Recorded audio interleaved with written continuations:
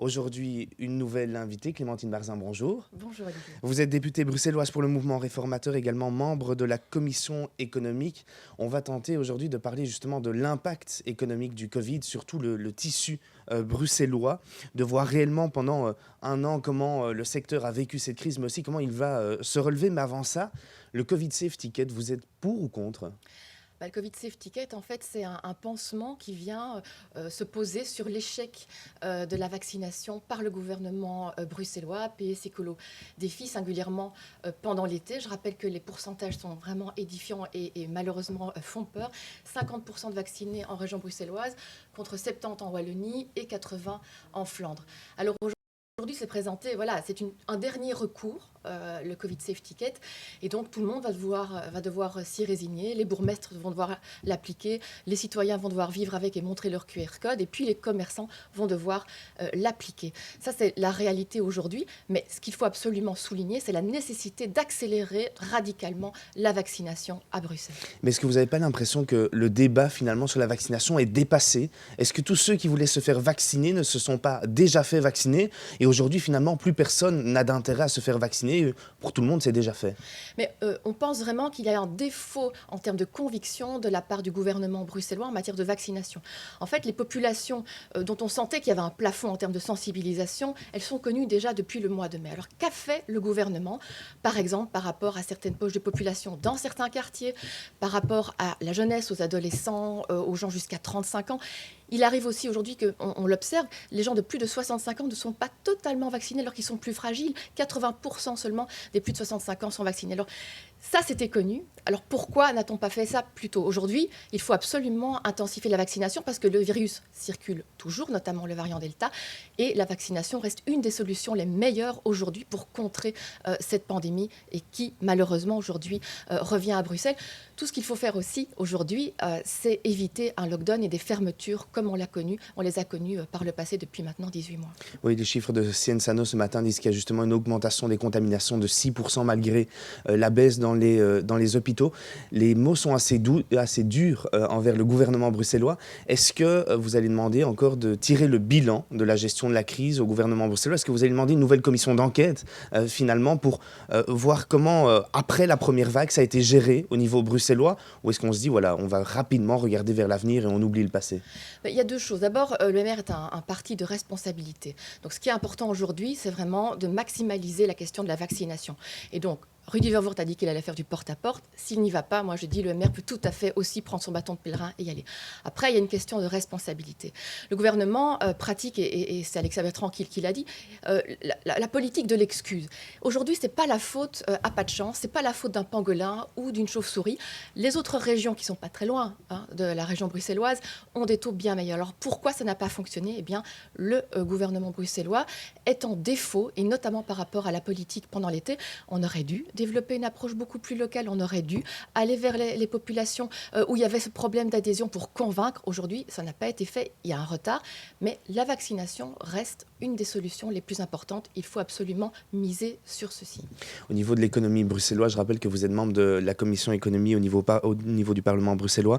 Est-ce que vous avez l'impression que le tissu économique bruxellois est davantage touché que les autres régions où on est finalement pareil ?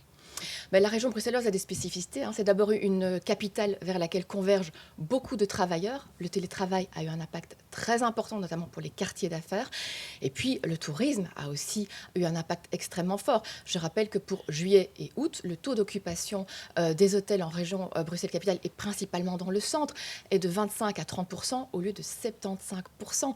La conséquence sur l'ORECA, sur tous les commerces qui vivent notamment du tourisme, sur tous les commerces qui vivent des travailleurs pendant la semaine, tout ça a un impact énorme et Bruxelles aujourd'hui aurait dû développer davantage de soutien, davantage de politiques ambitieuses et ça n'a pas été le cas.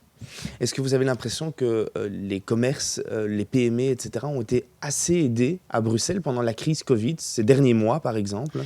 Donc en fait, cette crise, elle a démarré en mars 2020. Donc pendant tout ce temps, avec les libéraux, on a vraiment souligné l'importance d'aider fort, vite nos commerces pour justement qu'ils tiennent le coup pendant cette crise. Et malheureusement, la région bruxelloise, les commerçants de la région bruxelloise et les indépendants ont été aidés moins vite et moins fort que ceux des autres régions. Et donc ici, ce qu'on craint avec le pass sanitaire, c'est que justement, cette question de concurrence avec les autres régions se répète parce qu'aucune analyse n'a été faite concernant les incidences économiques d'un pass sanitaire aujourd'hui à Bruxelles. On ne sait pas. Imaginez, voilà, vous avez un restaurant à Uccle. Est-ce que des clients qui trouvent plus simple d'aller à Waterloo ne vont pas justement déserter votre restaurant et aller à Waterloo? Vous avez un club de sport à Laken. Est-ce que des clients ne vont pas aller plutôt dans un club de sport à Vilvoorde? Il en va de même également pour les événements. Est-ce qu'une boîte d'événements ne va pas choisir plutôt que le chalet du Bois de la Cambre, le lac de Genneval? Voilà ce qui va se passer. Vous craignez que le Covid Safe Ticket va avoir un impact encore plus fort sur le tissu économique bruxellois? Il est déjà extrêmement fragilisé. Et aujourd'hui, on crée une mesure qui est circonscrite aux 19 communes de la région bruxelloise, alors qu'on est vraiment tout proche du Brabant flamand et du Brabant wallon. Et évidemment qu'il peut y avoir des transferts. Ils sont déjà existants. On a déjà des gens qui nous expliquent qu'il y a des choix qui se font parce que ça sera peut-être plus simple d'aller ailleurs plutôt qu'à Bruxelles. Donc on va être extrêmement attentif, il faudra évidemment soutenir, mais ce qui est extrêmement choquant, c'est qu'on va sans doute développer des aides, mais les aides viennent comme un palliatif, alors que la responsabilité du gouvernement aurait été de vacciner davantage pour ne pas en venir à cette mesure de dernier recours qui est le Covid Safe Ticket.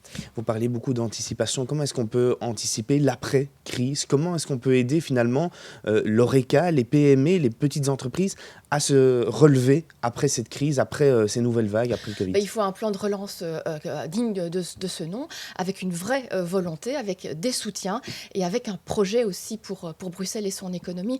Aujourd'hui, en fait, un des problèmes de Bruxelles, c'est son manque de leadership. On aimerait savoir où on va, on aimerait avoir aussi des éléments concrets par rapport au plan de relance. On n'en a même pas encore discuté au Parlement bruxellois. Aujourd'hui, il y a des demandes fortes des secteurs qui ont besoin d'un soutien. Il faut absolument les accompagner vers une maximisation aujourd'hui des potentialités d'après-Covid. Un tout autre sujet, on sait que vous avez fortement suivi les commissions délibératives mixtes, donc avec les citoyens et les politiques de Bruxelles. Quel bilan vous tirez des deux premières commissions? Je rappelle qu'il y en a eu une sur la 5G et une autre sur, vous allez le rappeler mieux que moi, sur le sans-abrisme. Sur le sans-abrisme. Du coup, quel bilan on peut déjà tirer sur ces deux commissions? Bon, c'est quand même positif. Là, on a démarré 2021 avec une nouveauté, c'est une application davantage importante des citoyens régulièrement dans des débats publics. Commission délibérative, 45 citoyens tirés au sort débattent d'un sujet. Nous, on est venus là avec des principes très clairs. Pas limiter le débat à 45 personnes, mais l'élargir à tous les Bruxellois pour qu'ils s'emparent des sujets. Consultation populaire, ça n'est pas encore d'application aujourd'hui. On a également demandé une transparence maximale. Et quand je vois la commission délibérative sur la 5G, en fait, elle était extrêmement politisée. C'était une commande du ministre de l'Environnement, Alain Marron, qui, quelque part, avait besoin de la validation populaire pour pouvoir prendre sa responsabilité quant à l'implémentation de la 5G. Et ça, malheureusement, ça ne va pas, parce qu'une commission délibérative, comme tout processus participatif, c'est pour gagner de la confiance des citoyens, et donc il faut la transparence la plus totale. Donc on va continuer à être extrêmement vigilants. Il faut aussi une application la plus forte des citoyens, et une des capacités dans ce processus, c'est que les citoyens déposent des suggestions et choisissent eux-mêmes les thématiques qui seront traitées. Est-ce qu'on connaît déjà les prochaines thématiques? Alors la prochaine, ce sera justement la manière dont on peut gérer une crise comme celle du Covid. J'espère pouvoir y participer, et on va de nouveau développer ces principes. Implication maximale, transparence, pour que ça reste vraiment l'affaire des citoyens bruxellois. Allez, on a l'habitude, pour bien terminer cette émission, de vous poser des questions courtes, réponses courtes, parce que vous le savez, dans cette émission, on est curieux. Et on a d'abord deux questions qui vous ont été posées par David Lester. La première question, c'est si vous étiez ministre de l'économie, qu'auriez-vous fait?